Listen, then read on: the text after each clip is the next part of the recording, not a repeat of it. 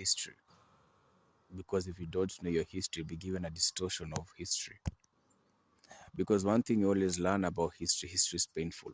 It's painful because there are things that people say, let it slide. Let's not talk about it. Let's not dwell on it. But the problem is that which we choose to put under the carpet or let it slide or ignore eventually comes back again. And when it does, it doesn't come the same way. The history that we knew as kids is not what we've come to know as we grew up. The nations or countries and how we were given history, we've come to learn now with technology, with all information of many people who have been able to gather information from the past, whether it's through books, whether it's through content. You come to realize, wait a minute, what I was once told has been all pack of lies. And as you awaken and say, let me do my own research, let me dig deep, let me ask people, then you realize, wait, history can be a fabrication. Why am I saying that? When you look at the nations which went and took over other nations and imposed their ideologies, the one thing they made sure they took away their culture. They took away, if there were books, those disappeared. Anything that was an identity was taken away.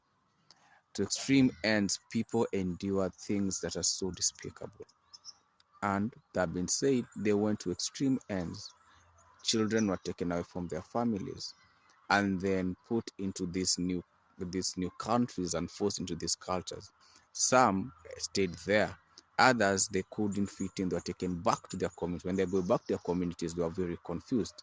They're speaking languages and cultures, and those within their communities were not even more confused. Parents did not identify, could not recognize their children. Children could not recognize their parents. And this group ended up becoming a lost group.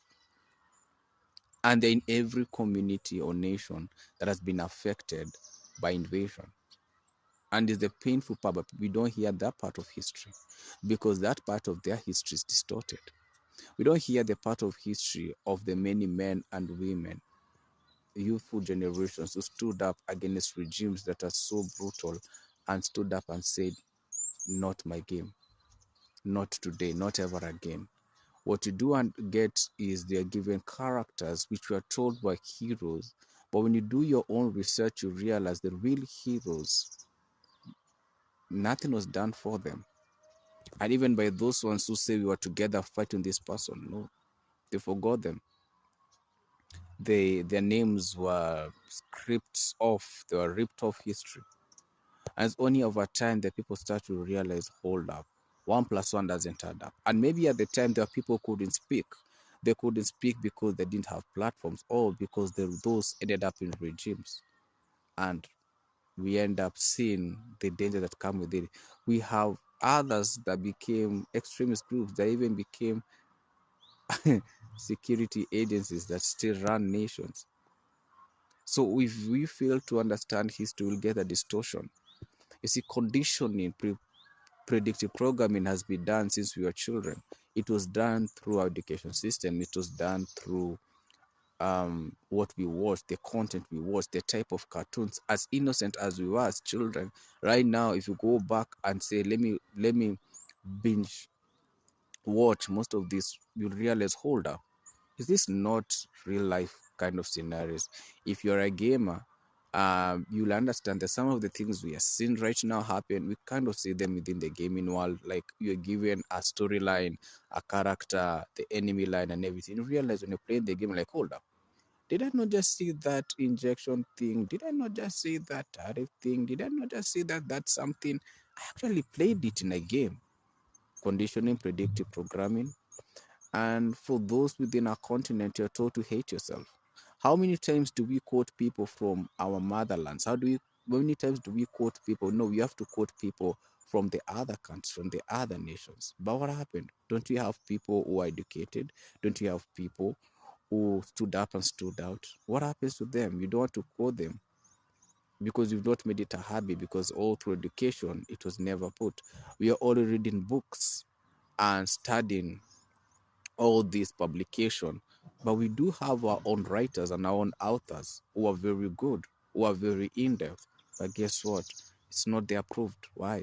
Because still the chains are still among us, still within education system, still within the financial system. And so you're left to look at yourself and feel yourself like a lesser person. We have amazing sculptors, we have amazing actors, we have amazing performers, we have people with so much talent. But wait, the story is silence.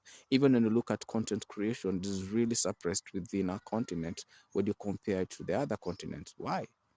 Because the moment you speak, you start shaking the system, start shaking the lies that was told for generations. If you look at in our country, it started the 18th of June when the bodies merged. It was a Gen Z millennial margin coming together. First peaceful ever in my nation. Never. Sadly, 200 were arrested.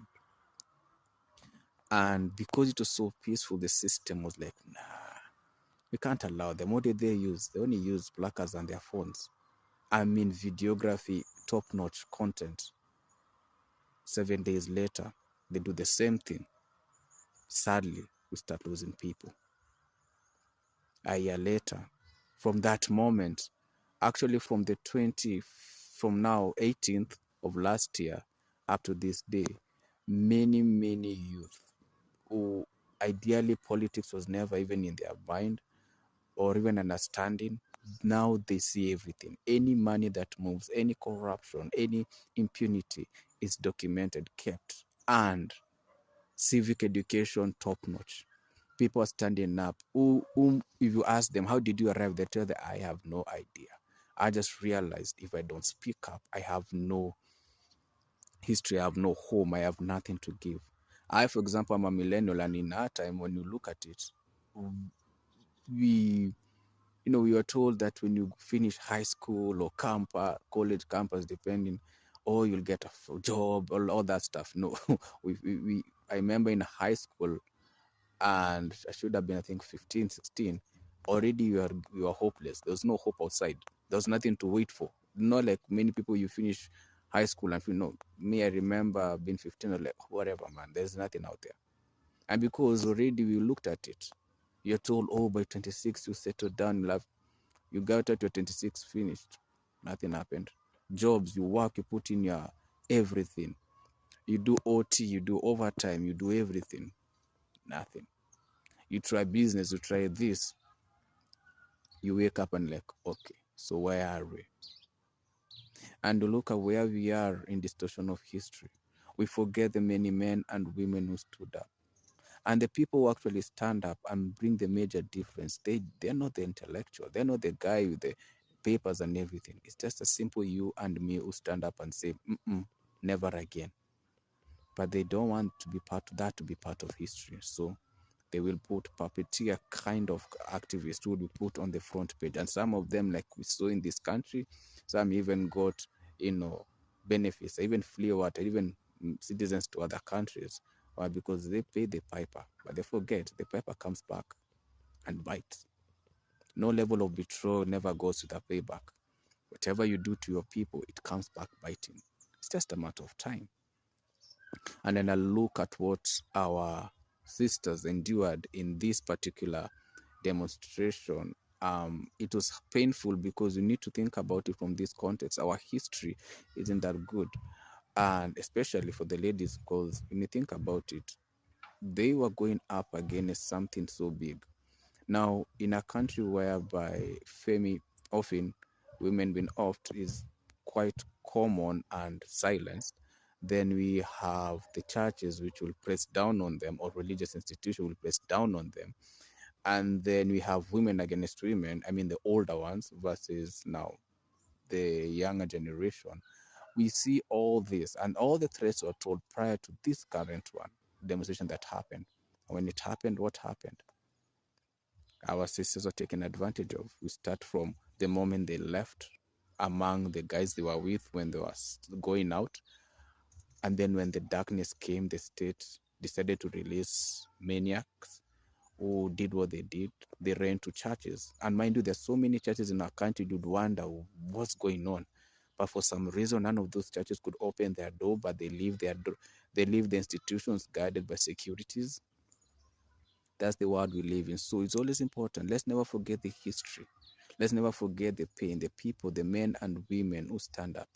Because many of our heroes are our farmers. Many of our heroes, that street kid, many of our heroes is that lady who said never again, that guy who said never again, that teacher said never again. We don't know your story, but you can make a history. The choices will be the one to watch as your history is fading away, or the one who stands up and say never again. It's a choice. It's a risk. At the end of the day, life is about choices. All the best.